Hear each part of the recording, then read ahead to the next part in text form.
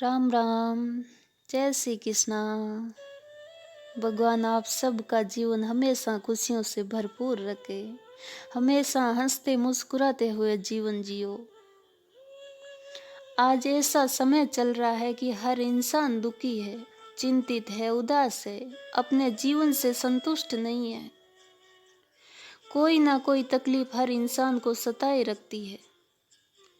दुनिया में बहुत ही कम लोग ऐसे हैं जो अपने जीवन में खुश और संतुष्ट हैं, और वही लोग जीवन में खुश रहते हैं जो त्यागपूर्ण जीवन जीते हैं, जिनके जीवन में कोई मोह नहीं है, ईर्ष्या नहीं है, लोभ लालच नहीं है।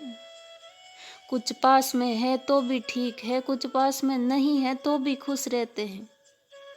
कुछ मिलता है तो भी खुश, कुछ नहीं मिलता है तो भी खुश रहते हैं। वही इंसान अपने जीवन में संतुष्ट रहते हैं जो दुनिया के मोह जाल में नहीं फंसे, इस दुनिया के चीजों के हकदार नहीं बने। उनके जीवन में हमेशा आराम रहता है।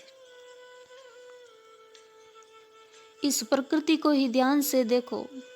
प्रकृति की हर चीज इस दुनिया को कुछ न कुछ देती रहती है, और हर चीज और प्राणी संतुष्ट है, अपने जीवन से कोई शिकायत नहीं रखते।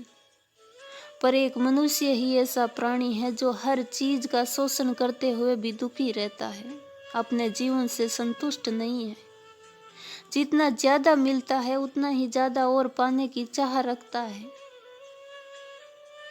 भगवान ने जीवन यापन के लिए सब कुछ दिया है मनुष्य को, फिर भी इस दुनिया का सब कुछ हड़प लेना चाहता है, और हर पल दिमाग में यही रहता है कि मुझे ये नहीं मिला, मेरे पास ये नहीं है, मुझे क्यों नहीं मिला, किसी को ज्यादा क्यों मिला, मुझे कम क्यों मिला।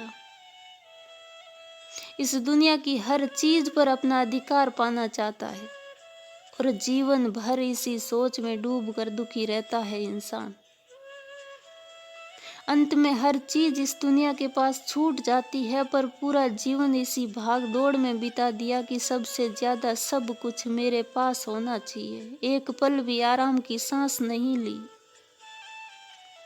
बेशक हम राम और कृष्ण के देश में रहते हैं, किंतु हम प्रीत निभाने की रीत भूल बैठे हैं, और जिन बातों को अपना कर भारत बना था विश्व गुरु, वो पद छंद और प्यार के गीत भूल बैठे हैं। क्योंकि पाश्चात्य सभ्यता में ऐसे रमे हैं भारतीय, आचरण अपना पुनीत भूल बैठे हैं। और कैसे हो जीवन में उजाला, अंधकार छाया है हमारी सोच पर, क्योंकि हम अपना अतीत भूल बैठे हैं। हमारा इतिहास, हमारा मूल, संस्कृति, सभ्यता, हमारा आचरण और व्यवहार सब कुछ हमने बदल दिया, इसलिए हम सबसे ज्यादा दुखी हैं। इस भारतवर्ष के निर्माण के लिए हजारों ऋषि मुनियों ने तपस्या की थी, हजारों बार देवताओं ने अवतार लिया था। इस दुनिया को जीवन जीने का रास्ता दिखाने के लिए राम कृष्ण तक इस धरा पर अवतरित हुए थे, और आज हम दुनिया की सभ्यता के बहकावे में आकर अपने देश की पावन धरोहर का विनाश कर रहे हैं। जो इंसान पड़ोसी के बहकावे में आकर अपने परिवार का विभाजन कर दे, अपने घर का विनाश कर दे, वो इंसान कभी अपने घर में अपनों के साथ सुखी नहीं रह सकता।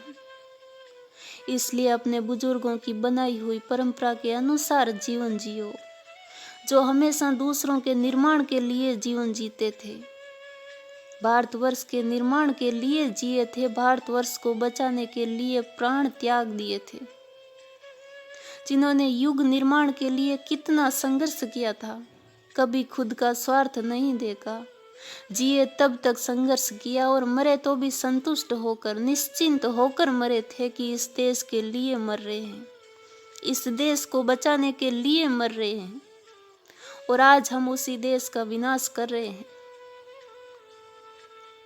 जिस दिन देश के प्रति एकता की भावना जागृत होगी, अपनेपन की भावना जागृत होगी, उसी दिन हम अपने देश में अपनों के साथ खुश और आराम से जीवन जी सकते हैं। दुख और चिंता का मुख्य कारण स्वार्थ है। हमेशा जीवन त्याग की भावना से जियो, ज़्यादा से ज़्यादा अपने कर्मों को ध्यान में रखते हुए जियो, अपने कर्मों पर ध्यान देते हुए जियो, तभी आराम का जीवन मिल सकता है। जय श्री कृष्णा।